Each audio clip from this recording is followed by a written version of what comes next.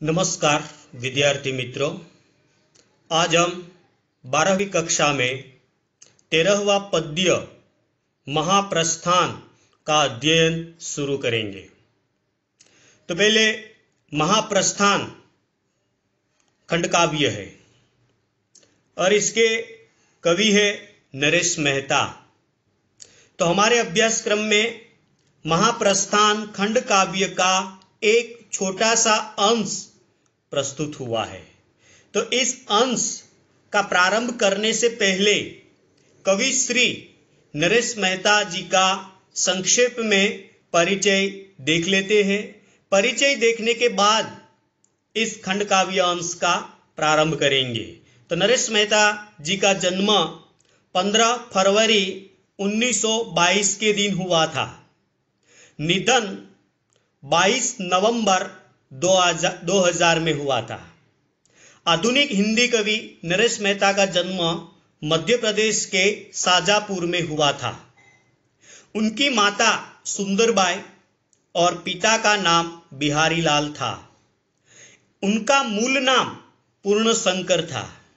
नरसिंहगढ़ में सन 1940 में 7वीं कक्षा की पढ़ाई के समय वहां की राजमाता ने सुंदर काव्य पढ़ने पर पूर्णशंकर को नरेश उपनाम दिया।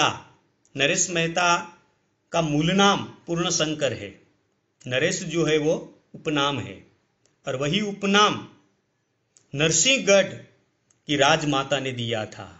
जब वो 7वीं कक्षा में अध्ययन करते थे उसी समय सुंदर तरीके से काव्य का पठन किया था और वही पठन से वहां की राजमाता प्रभावित हुई थी और इन्होंने पूर्णशंकर को नरेश उपनाम दिया था। उन्होंने काशी हिंदू विश्वविद्यालय वाराणसी से हिंदी में एमए की उपाधि प्राप्त की। काशी विश्वविद्यालय से हिंदी विषय में एमए की डिग्री प्राप्त की, मास्टर डिग्री। उन्होंने कुछ वर्षों तक ऑल इंडिया रेडियो में सेवाएं दी। पढ़ाई लिखाई पूरी करने के बाद नरेश मेहता जी ने ऑल इंडिया रेडियो में भी अपनी सेवाएं दी थी। नरेश मेहता के कविता संग्रहों में बन बाखी सुनो, बोलने दो चीड़ को, मेरा समर्पित एकांत, उत्सवा, तुम मेरा मौन हो, अरण्या, आखिर समुद्र से तात्पर्य, पिछले दिनों, नंगे पैरों, देखना एक दिन, चैत्या, ये उनके मुख्य काव्य संग्रह है। काव्य संग्रहों के अलावा खंड काव्य के क्षेत्र में भी नरेश मेहता जी ने अपनी कलम चलाई। खंड काव्यों की बात करें तो संशय की एक रात, महाप्रस्थान, प्रवाद पर्व, शबरी और प्रार्थना पुरुष प्रमुख है। ये उनके खंड काव्य है। खंड काव्य के अलावा हिंदी साहित्य की गद्य विधाओं में भी नरेश मेहता जी ने अपनी कलम चलाई। अगर गद्य विधा की बात करें तो उपन्यास, निबंध, कहानी, नाटक, एकांकी, यात्रा वृत्तांत और अनुवाद जैसी गद्य विधाओं पर भी कवि ने अपनी कलम चलाई। और इस प्रकार नरेश मेहता जी ने साहित्य की दोनों विधाओं में अपनी कलम चलाकर हिंदी साहित्य को मुख्य रूप से योगदान दिया है। कवि को भारतीय ज्ञानपीठ पुरस्कार 1992 में, साहित्य अकादमी पुरस्कार, मंगल प्रसाद पारितोषिक, भारत भारती सम्मान से सम्मानित किया गया है। नरेश मेहता जी का हिंदी साहित्य के क्षेत्र में बहुत महत्वपूर्ण योगदान रहा है और इसी योगदान के कारण नरेश मेहता जी को कई महत्वपूर्ण पुरस्कार भी मिले हैं। साहित्य के क्षेत्र में जिसे सर्वश्रेष्ठ सम्मान माना जाता है, वही सम्मान यानी कि भारतीय ज्ञानपीठ पुरस्कार जो 1992 में नरेश मेहता जी को मिला। इसी पुरस्कार के अलावा साहित्य अकादमी पुरस्कार, मंगल प्रसाद पारितोषिक और भारत भारती पुरस्कार से भी सम्मानित किया गया। तो ये इन सम्मानों को देखते हुए हम इतना जरूर कह सकते हैं कि हिंदी साहित्य के क्षेत्र में नरेश मेहता जी का योगदान बहुत महत्वपूर्ण रहा है। महाप्रस्थान खंड काव्य का विषय पांडवों का स्वर्गारोहण है, जिसमें युधिष्ठिर के माध्यम से कवि ने राज्य व्यवस्था की अखुट शक्ति से उत्पन्न संकट और उसके व्यक्तित्व की रक्षा जैसे प्रश्न उठाए हैं जो चिरंतन है। तो ये जो खंड काव्य अंश जिसका अध्ययन हम करने वाले हैं, इसमें युधिष्ठिर के संवाद है और युधिष्ठिर के माध्यम से नरेश मेहता हमें ये संदेश देना चाहते हैं कि राज्य व्यवस्था की अखुट शक्ति से उत्पन्न होने वाले संकट और उसके व्यक्तित्व की रक्षा जैसे कई प्रश्नों इस खंड काव्य अंश में युधिष्ठिर ने उठाए हैं और इसका समाधान भी प्रस्तुत किया है। तो विद्यार्थी मित्रों, अब हम महाप्रस्थान खंड काव्य अंश का अध्ययन शुरू करेंगे। 13वां पद्य महाप्रस्थान, कवि नरेश मेहता, जिसका परिचय हमने अभी देखा। परिचय देखने के बाद अब हम इस खंड काव्य अंश में आगे बढ़ते हैं। तो विद्यार्थी मित्रों, ये जो महाप्रस्थान खंड काव्य जो है वे महाभारत की कथा के आधार पर लिखा गया खंड काव्य है। नरेश मेहता जी ने इस खंड काव्य का आधार महाभारत से लिया गया है। महाभारत का अंतिम पर्व महाप्रस्थान और महाप्रस्थान में पांडवों का जो स्वर्गारोहण है, उसी स्वर्गारोहण को लक्ष्य में रखकर अपनी विचार धारा के आधार पर नरेश मेहता जी ने ये महाप्रस्थान खंड काव्य लिखा है और इसी महाप्रस्थान खंड काव्य का एक छोटा सा अंश हमारे अभ्यासक्रम में महाप्रस्थान के रूप में प्रयुक्त हुआ है। तो इस खंड काव्य अंश में युधिष्ठिर जो है वे अर्जुन को समझाते हैं, एक एक प्रश्न का स्वयं उत्तर देते हुए नजर आते हैं। क्योंकि जब महाभारत का युद्ध समाप्त हुआ और युद्ध समाप्त होने के बाद हस्तिनापुर का राज सिंहासन युधिष्ठिर के कब्जे में आया और वही राज सिंहासन पर युधिष्ठिर विराजमान हुए।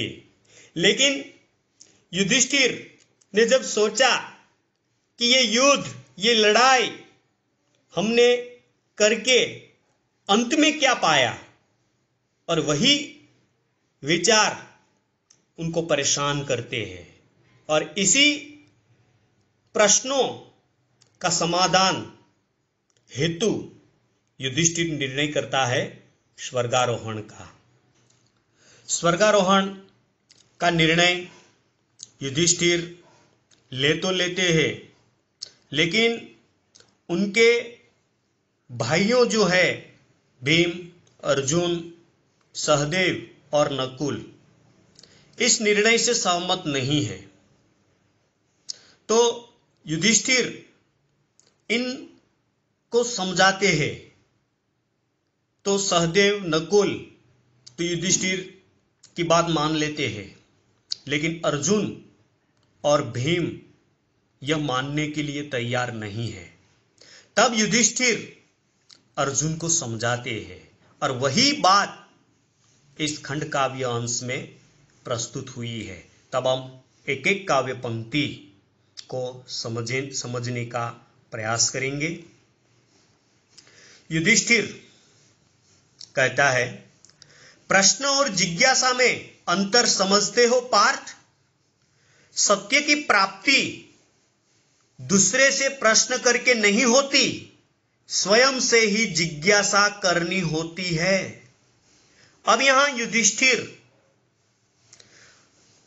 पार्थ से प्रश्न पूछते हैं और पार्थ से कहते हैं कि प्रश्न और जिज्ञासा में अंतर समझते हो पार्थ?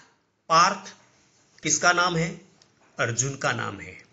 अर्जुन को पार्थ के नाम से भी जाना जाता है। इसलिए युधिष्ठिर पार्थ से पूछते हैं कि प्रश्न और जिज्ञासा में क्या अंतर है, क्या तुम जानते हो? तो स्वयं युधिष्ठिर ही इस प्रश्न का उत्तर देते हैं और कहते हैं कि सुख या दुख के स्थान पर मुझे सदा जिज्ञासा हुई पार्थ। मेरे राज्य परित्याग से अवश्य ही तुम लोगों को बुरा लगा होगा। अब यहां युधिष्ठिर पहले तो पार्थ को यह सवाल पूछते हैं कि जिज्ञासा और प्रश्न में क्या अंतर है, और इसी प्रश्न का उत्तर स्वयं युधिष्ठिर देते हैं और कहते हैं कि प्रश्न हम किसी दूसरे से पूछ सकते हैं और उसी से हम अपने प्रश्न का उत्तर प्राप्त कर सकते हैं, लेकिन जिज्ञासा का हम उत्तर नहीं प्राप्त कर सकते, क्योंकि जिज्ञासा यानी जानने की इच्छा और जिज्ञासा स्वयं को ही करनी पड़ती है। प्रश्न है तो वह प्रश्न हम किसी दूसरे व्यक्ति को पूछ सकते हैं और उसी प्रश्न का सॉल्यूशन हम प्राप्त कर सकते हैं, लेकिन जिज्ञासा का नहीं, क्योंकि जिज्ञासा स्वयं करनी पड़ती है। जानने की इच्छा अगर हमें होती है तो यह जानने का प्रयत्न हमें स्वयं ही करना पड़ता है। और युधिष्ठिर अर्जुन को संबोधित करते हुए कहते हैं कि मैंने जो राज्य व्यवस्था त्यागने का जो निर्णय लिया है, इस निर्णय से अवश्य आप लोगों को बुरा लगा होगा। आप लोगों को मेरे इस निर्णय से अवश्य आपको अच्छा नहीं लगा होगा कि युधिष्ठिर ने यह निर्णय कैसे ले लिया, और ये राज्य व्यवस्था को प्राप्त करने में हमने कितने संघर्ष किए, कितने संघर्ष करने के पश्चात हमें ये राज सिंहासन मिला, और युधिष्ठिर ने एक ही क्षण में ये निर्णय कैसे ले लिया। अवश्य मेरे इस निर्णय से आप लोगों को बुरा लगा होगा। फिर आगे, मैंने मात्र शास्त्र व्यवस्था के कारण ही वानप्रस्थ नहीं स्वीकारा, परंतु यह मेरी वैचारिकता का निष्कर्ष था बंधु। और युधिष्ठिर इस बात का भी जिक्र करते हैं और कहते हैं कि मैंने ये निर्णय शास्त्र व्यवस्था के कारण नहीं लिया। शास्त्र व्यवस्था में 4 अवस्थाएं हैं, तो यहां जो वानप्रस्थ जो है, वो वानप्रस्थ में क्या होता है कि मनुष्य अपने सारे कामकाज, सारी व्यवस्थाओं को छोड़कर वन में चले जाते हैं और वहां अपना अंतिम जीवन जो है वो व्यतीत करता है। और वानप्रस्थ अवस्था जब पूर्ण होती है तो इसी के बाद अंतिम अवस्था जो है संन्यास अवस्था, और वही संन्यास अवस्था में वो प्रवेश करते हैं और संन्यास अवस्था में प्रभु भक्ति में, आध्यात्मिकता में ही अपनी अंतिम अवस्था जो है वो पूर्ण करते हैं। तो यहां युधिष्ठिर अपने पांडव भाइयों को ये कहते हैं कि आप लोग ऐसा मानते होंगे कि मैंने शास्त्र व्यवस्था के कारण ही वानप्रस्थ स्वीकारा है, तो ऐसा मैंने नहीं किया, क्योंकि मैंने इसके संदर्भ में बहुत सोचा समझा और सोचने और समझने के बाद ही ये निर्णय लिया है। अर्जुन, कैसा निष्कर्ष? अर्जुन युधिष्ठिर से ये सवाल पूछते हैं कि आप कहते हो कि यह मेरी वैचारिकता का निष्कर्ष है, तो कैसा निष्कर्ष, कैसा निचोड़? निष्कर्ष का मतलब है निचोड़। तो ये कैसा निष्कर्ष? तब युधिष्ठिर अर्जुन को कहते हैं कि वस्तुओं से हीन होते जाने का अर्थ है व्यक्तित्व से संपन्न होते जाना। वस्तुओं से हीन होते जाने का अर्थ है व्यक्तित्व से संपन्न होते जाना। कई बार हम ये मानते हैं कि हमारे पास ये नहीं है, वो नहीं है, और इन्हीं वस्तुओं के पीछे हम पागलों की तरह दौड़ते हैं, पागलों की तरह दौड़ते हैं, और वही वस्तुओं को पाने में व्यस्त रहते हैं। तो यहां युधिष्ठिर ये कहते हैं कि वस्तुओं की प्राप्ति व्यक्तित्व से संपन्न नहीं होता।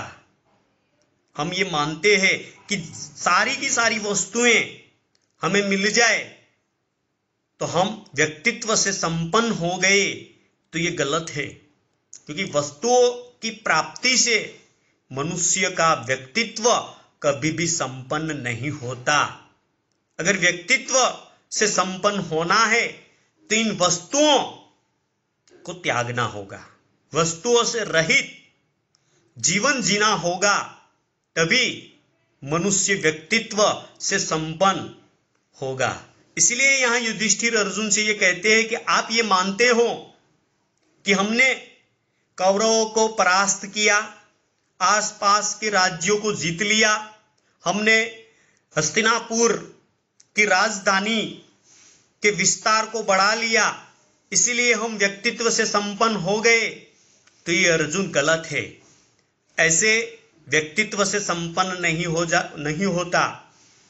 व्यक्तित्व से संपन्नता प्राप्त करनी है तो इसके लिए वस्तुओं से रहित बनना पड़ेगा, तभी हम व्यक्तित्व से संपन्न होंगे। आगे कहते हैं, युद्ध, राज्य, साम्राज्य, संपदा, संबंध, इन सब की सीमाएं हैं पार्थ। कभी कभार हम ये मानते हैं कि युद्ध लड़के और युद्ध में विजय हासिल करके हम व्यक्तित्व से संपन्न हो गए, राज्य जीतकर हम व्यक्तित्व से संपन्न हो गए, साम्राज्य बढ़ाकर हम व्यक्तित्व से संपन्न हो गए, संपत्ति बढ़ाकर, धन दौलत बढ़ाकर हम व्यक्तित्व से संपन्न हो गए। तो यहां युधिष्ठिर अर्जुन से ये कहते हैं कि ये सब मिथ्या है, ऐसे व्यक्तित्व से संपन्न नहीं हो सकते। व्यक्तित्व से संपन्न होना है तो युद्ध, राज्य, साम्राज्य, संपदा, संबंध, इन सब को त्यागना होगा। जब हम इन सभी को त्यागेंगे तभी हम सही मायने में व्यक्तित्व से संपन्न बनेंगे। इसलिए युधिष्ठिर कहते हैं कि युद्ध, राज्य, साम्राज्य, संपदा, संबंध, इन सब की सीमाएं हैं पार्थ। यही वे कुचक्र है, यही वे कुचक्र है। कुचक्र का मतलब होता है षड्यंत्र, छल, प्रपंच, कपट। ये सब षड्यंत्र है, ये सब छल है, क्योंकि मनुष्य षड्यंत्र से युद्ध जीत सकता है, षड्यंत्र से अपनी राज्य व्यवस्था को बढ़ा सकता है, षड्यंत्र से, छल से, कपट से साम्राज्य का बढ़ावा कर सकता है, संपदा प्राप्त कर सकता है, संबंध बढ़ा सकता है। लेकिन असल में ये सब षड्यंत्र है, ये सब कुचक्र है। आगे भी कहते हैं, जिन्हें व्यक्ति अपने चारों ओर बुन लेता है और फिर कभी इस सफलता की सुगंध से के परिवृत्त से बाहर आना नहीं चाहता। यहां युधिष्ठिर अर्जुन से ये कहते हैं कि राज्य का विस्तार करना, धन दौलत, संपत्ति बढ़ाना, और इसके लिए मनुष्य क्या क्या नहीं करता।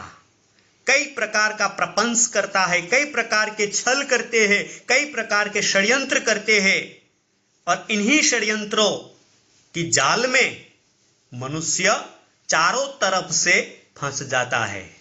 और ऐसा समय आता है कि वह इन्हीं जाल से बाहर नहीं निकल सकता। इसलिए युधिष्ठिर अर्जुन से कहते हैं कि अपने चारों ओर बुन लेता है और फिर कभी इस सफलता की सुगंध के परिवृत से बाहर आना नहीं चाहता, और वह इन्हीं जाल से बाहर आना नहीं चाहता।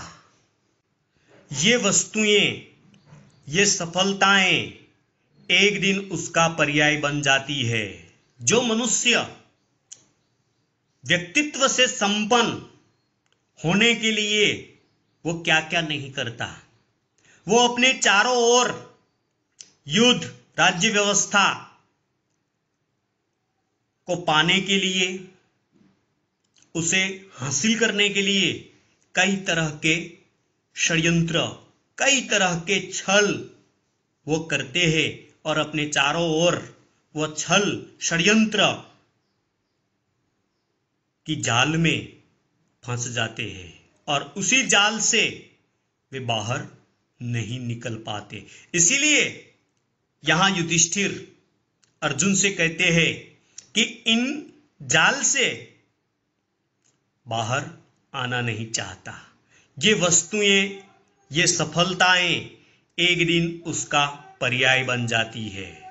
ये वस्तुएं, ये सफलताएं मनुष्य के लिए एक न एक दिन पर्याय बन जाती है, क्योंकि वो यही मानता है कि ये वस्तुओं की प्राप्ति ही मेरा लक्ष्य है, मेरा जीवन है, ये सफलताएं मेरा जीवन है। तो मनुष्य के लिए वस्तु और सफलता मनुष्य के लिए पर्याय बन जाती है। वस्तुओं और सफलताओं के माध्यम से अमरता प्राप्त करने को ही तो तुम पुरुषार्थ और संकल्प कहते हो। हे अर्जुन, तुम तो यही मानते हो और इसी विचारधारा पर तुम चलते हो, क्योंकि तुम यही तो मानते हो कि पुरुषार्थ और संकल्प, तो पुरुषार्थ और संकल्प वस्तुओं की प्राप्ति, सफलता की प्राप्ति, इसे ही तुम मानते हो, और इसीलिए ही तुम कहते हो कि पुरुषार्थ करने से ही वस्तुओं की प्राप्ति होती है, सफलता की प्राप्ति होती है। तुम्हारे लिए पुरुषार्थ और संकल्प वस्तुओं की प्राप्ति और सफलता की प्राप्ति है, पर असल में ये वास्तविकता नहीं है। सफलता पाने से या वस्तुओं की प्राप्ति करने से व्यक्तित्व से संपन्न नहीं बना जाता है। इसीलिए युधिष्ठिर अर्जुन से कहते हैं कि हे पार्थ, सोचो समझो कि सफलता और वस्तुओं की प्राप्ति से मनुष्य को व्यक्तित्व से संपन्नता प्राप्त नहीं होती। ये दुर्ग, प्रासाद, स्मृति भवन, चारण प्रशस्तियां, ये झूठे इतिहास वाले शिलालेख व्यक्ति को अमरता देंगे? पार्थ, जड़ जड़ का ही प्रतिनिधित्व कर सकता है, चेतन का नहीं। तुम्हें बारंबार कचोटती है अपनी व्यवस्था की।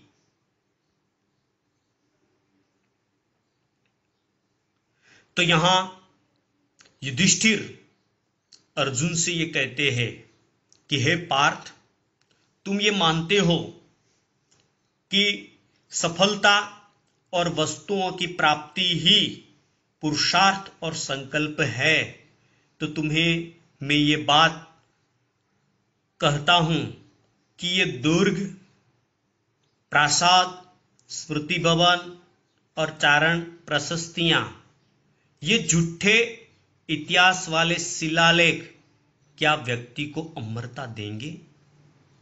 दुर्ग, दुर्ग का मतलब होता है किला। प्रासाद, प्रासाद का मतलब होता है महल। स्मृति भवन, जो किसी की याद में बनाया गया भवन। और चारण प्रशस्तियां, यानी कि चारणों द्वारा लिखी गई स्तुतियां। और शिलालेख, जिस पर कई प्रकार के इतिहास लिखे जाते हैं।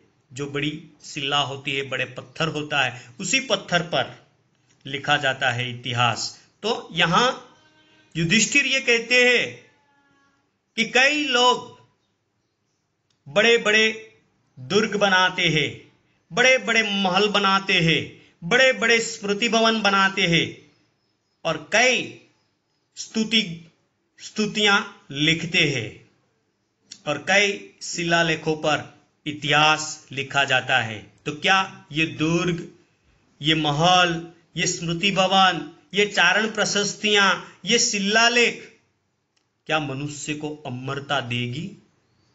प्रश्न करते हैं अर्जुन से युधिष्ठिर। क्या ये दुर्ग, ये प्रासाद, ये स्मृति भवन, चारण प्रशस्तियां, शिलालेख, क्या ये व्यक्ति को अमरता देंगे? पार्थ, जड़ जड़ का ही प्रतिनिधित्व कर सकता है, चेतन का नहीं। हे अर्जुन, जड़ जड़ का ही प्रतिनिधित्व करता है, चेतन का नहीं। ये दुर्ग, ये महल, ये स्मृति भवन, ये चारण प्रशस्तियां, ये शिलालेख, ये जड़ है, तो जड़ का ही प्रतिनिधित्व करेंगे, चेतन का नहीं। तो ये महल, दुर्ग, चारण प्रशस्तियां, शिलालेख, ये मनुष्य को, ये व्यक्ति को अमरता नहीं देंगी, क्योंकि जड़ जड़ का प्रतिनिधित्व करता है, चेतन का नहीं। क्योंकि मनुष्य चेतन है और महल, दुर्ग ये जड़ है, यानी कि निर्जीव है। तो जड़ जड़ का ही प्रतिनिधित्व करता है, चेतन का नहीं। तो विद्यार्थी मित्रों, आज के इस वीडियो में हम यहाँ तक रखेंगे। आने वाले वीडियो में इस खंडकाव्य अंश के उत्तरार्ध के बारे में अध्ययन करेंगे। आज के लिए बस इतना ही। अस्तु।